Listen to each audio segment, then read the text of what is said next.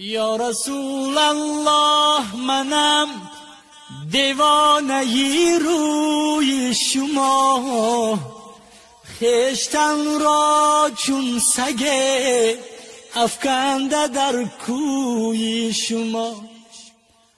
به خیالت دل بود فارغ زیادی زندگی، صد جهان و جان فدایی یک سری موی شما. صد جهان و جان فدایی یک سری موی شما.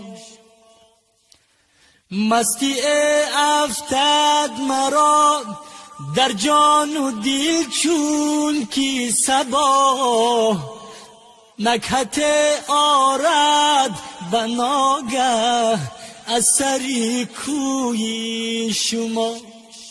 نکهت آرد بناگه از سری کوی شما.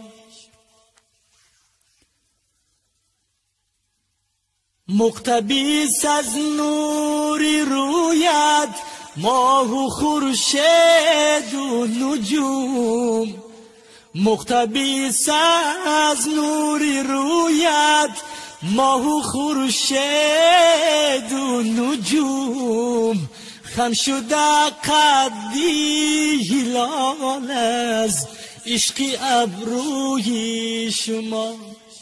بلبلان اندر چمنها در فغان از عشق تو، بلبلان اندر چمنها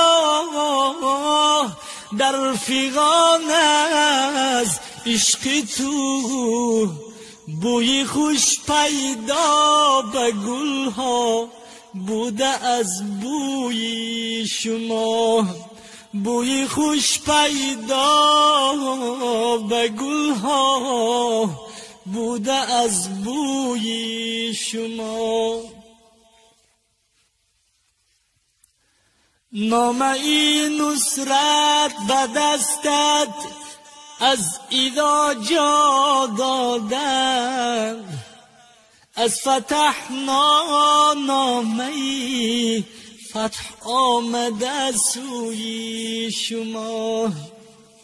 سوره ای و شمس وصفی آفتابی کوی توست، سوره ای و لیل وصفی سنبولی موی شماست.